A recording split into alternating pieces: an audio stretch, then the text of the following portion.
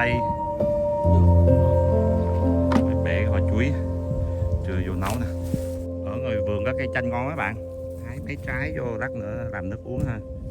Rau má nhà trồng thế này thì rất là ngon luôn, thơm nữa các bạn.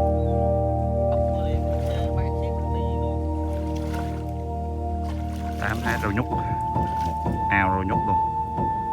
Chuột hấp nước mắm nhĩ ăn với rau răm.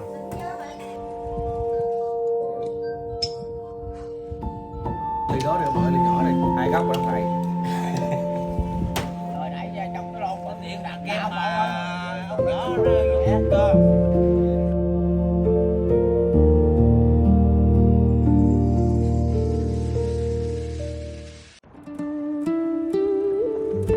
Xin chào những người bạn tri kỷ của Phượt TV. Ngày hôm nay vẫn là chúng tôi, những người bạn đồng hành quen thuộc của các bạn trên khắp nẻo đường. Nhưng hôm nay chúng tôi sẽ mang đến một chiếc áo mới, một tâm hồn mới.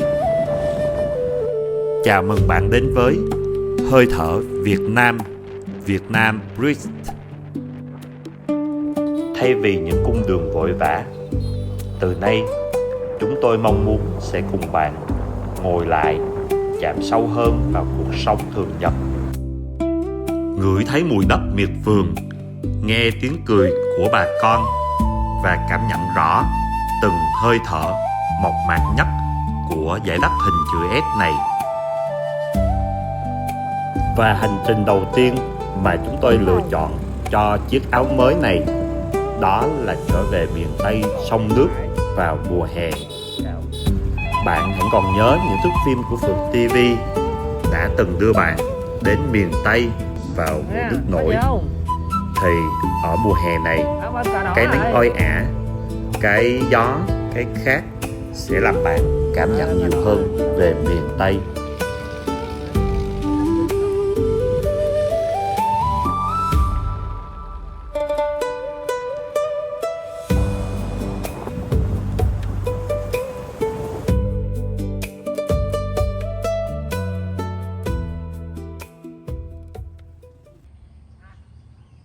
Xin chào các bạn đang đến với Phượt TV và chúng ta đang đến với buổi sáng ở bên sông thuộc xã Thạnh Hưng, tỉnh An Giang. Trước đây là xã Thạnh Lộc các bạn ạ. Đây là gara trước nhà chú Vũ. Các bạn đã từng xem loạt phim về video miền Tây mùa nước nổi thì hẳn đã nhớ là chúng tôi đã từng đến đây rồi.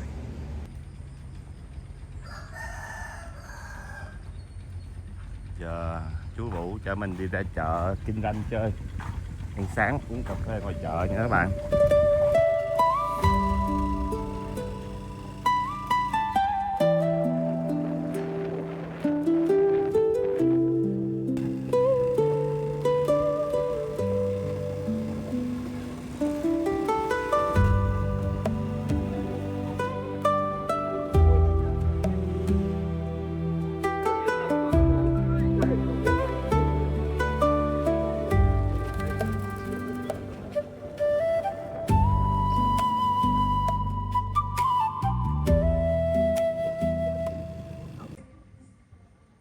Dừng chân lại quán phở Kha nha. Hai chú cháu làm tô phở tái sáng nè. Ở miền Nam rau quá trời luôn. Rau này rau gì, tên gì chú? Ngò Ngổ. rau ngò ôm. Ngò ôm. Quế nè, ngò gai nè, quá ngon luôn. Tới rồi, thơm quá. Có mày chú à? Ở miền Tây nha, phải bà Thái miền Tây nha.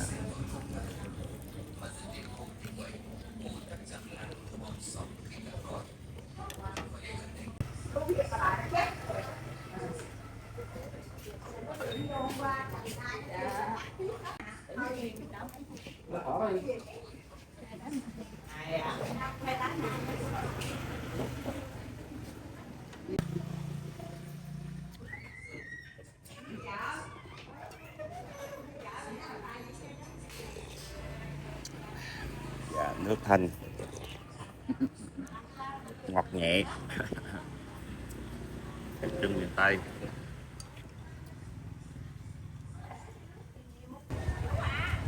Rồi hai chú cháu đi uống cà phê. Một ly cà phê đen đá ít đường.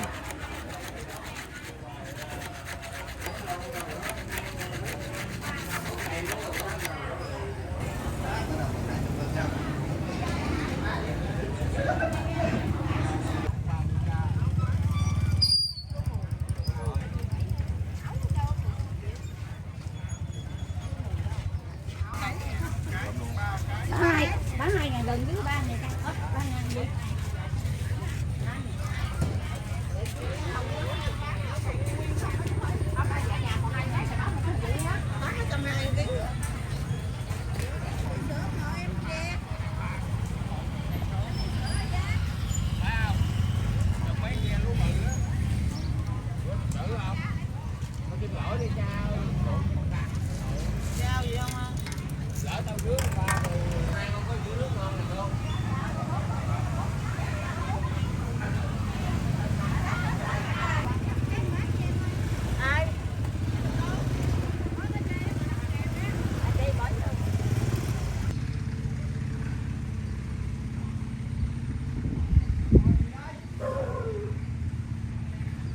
Rồi anh Tám giặt đồ dưới sông. Chị Tám về nhà chăm mẹ rồi. Về chăm bà não rồi. Trước nhà anh Tám là một cái vườn rau xanh mướt. Rồi có củi dừa luôn nha các bạn. Củi dừa nè. Nấu nướng nè.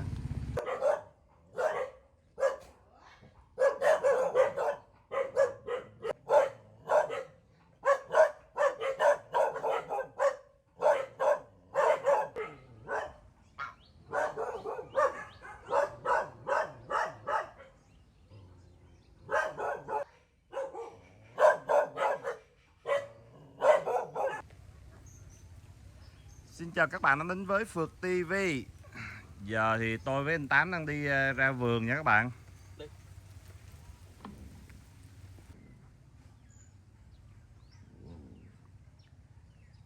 Hai anh em đang đi ra đồng kiếm ít ốc nè.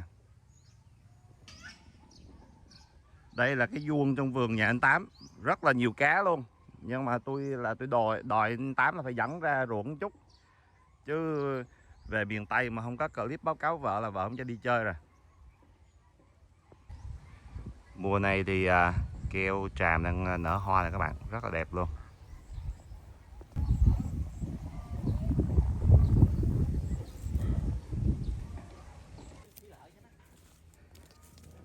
Rồi cây cầu khỉ năm nào bây giờ đã là một cây cầu sắt kiên cố, nên là không có la kiếm nhiều mồi mà vác về không nổi. Không còn cầu khỉ nữa rồi.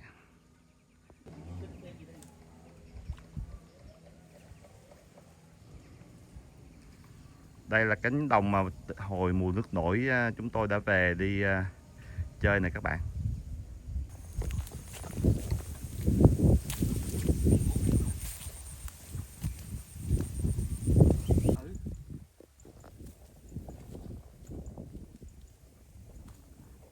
Hai anh em đang đi nhanh lên cái ruộng phía trên kia cho bắt cho được nhiều ốc bươu.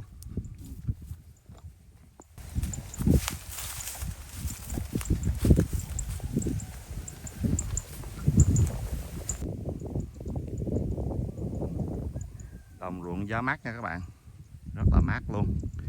Hôm nay về dòng riềng thì đợt này thì đang trong những cái ngày mà thời tiết khá mát mẻ. Hiện tại đang mùa hè, miền Tây cũng khá nóng các bạn. Nhưng cái đợt này thì thời tiết cũng đã dễ chịu hơn. Ở đây có một cái mương nước còn lấp sắp nước nè các bạn.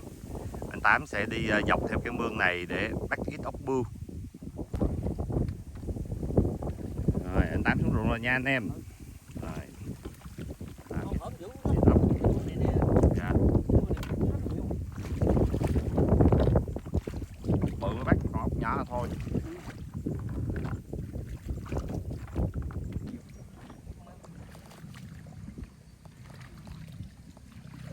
Hai anh em đi bắt ít ốc đồng, xem từ cái sự trù phú của cánh đồng miền Tây mùa nước khô.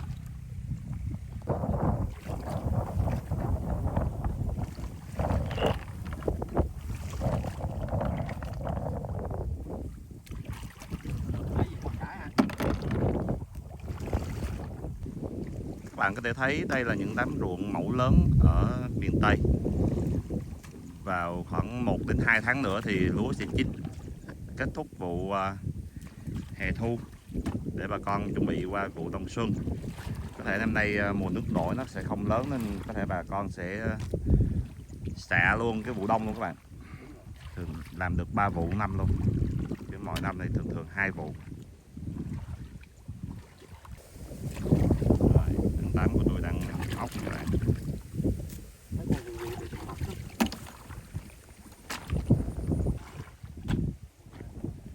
Rồi anh Tám đang bắt ốc cái mương này dài ra đụng tới ngoài kia luôn. Được một xô về xương rồi.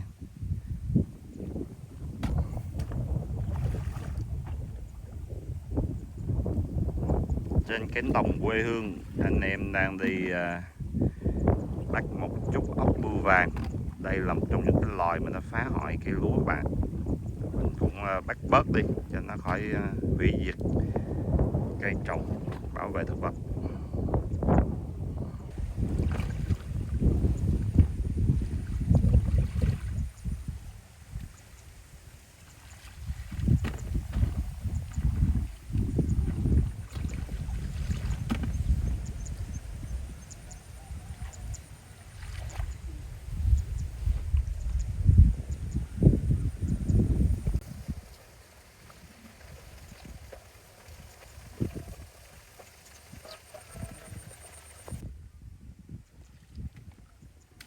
Đầy xô rồi các bạn ơi. Anh Tám làm 1 tí mà đầy xô rồi.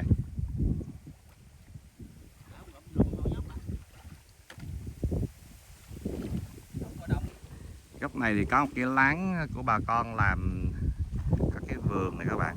Ở bên này bà con còn trồng thêm mít nữa. Một cái vườn mít rất là đẹp, mít Thái.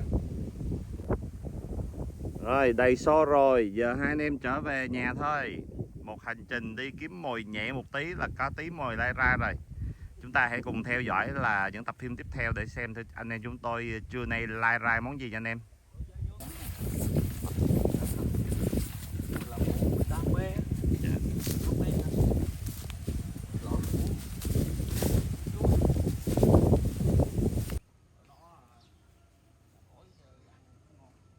Hai anh em đã trở về rồi nha các bạn. Một xô to. Và hãy cùng đón xem là trưa nay hai anh em nấu món gì. Vô đó. Mới bẻ cái hoa chuối chưa vô nấu nè.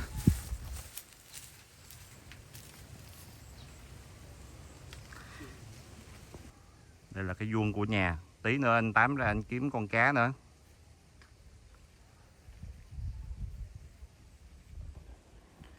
Ở ngoài vườn có cây chanh ngon các bạn. Hái mấy trái vô lát nữa làm nước uống ha. Chanh già rồi.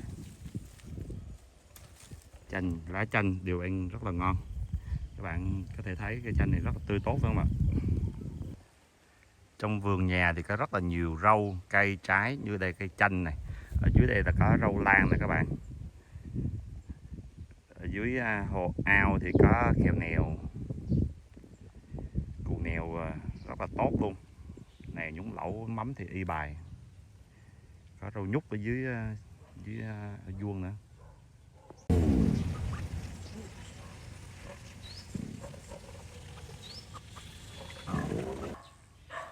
Dưới vuông còn có bông súng nè. Ở trên này thì còn có cả mướp nữa. Một dàn mướp bắt nằm trên một góc của vuông cá trong nhà.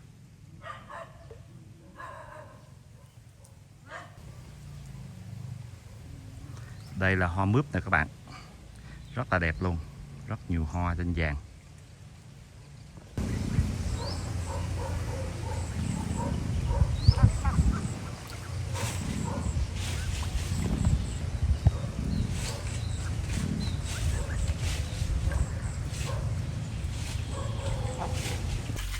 Hay lia hồi xuống nữa hả vậy? Ừ, Con này để anh hai tự quyết.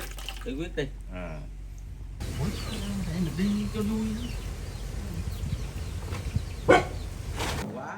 Rồi hai chú cháu ăn cơm này. Cơm trưa dành bụng trước khi sương sương này. Cá nục kho, rồi rau muống luộc, canh sườn, trời ngon quá. Và đặc biệt là cái món vịt kho gừng. Rồi cảm ơn em dâu, ngon quá. Rồi cảm ơn chú. Rồi hai đó.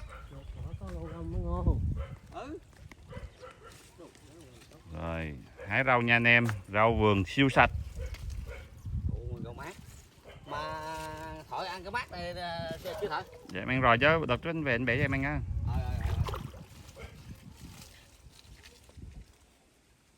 Đây chú hai mới về.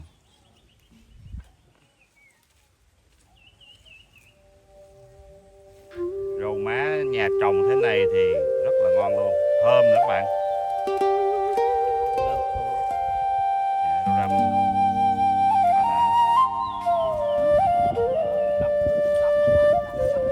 Bắt hồi nào? À, dạ. Chút hấp nước mắm hả? Rồi, thấy con nèo vừa. Mày không dữ lắm mà. Ai có cuộc mà tao mua cho kìa.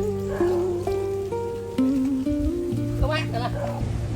Ê, không ăn gì rồi. Nhúc cái này được rồi.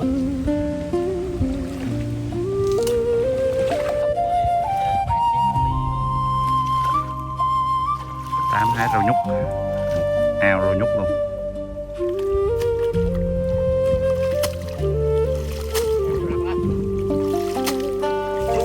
Hai đang hạt rau.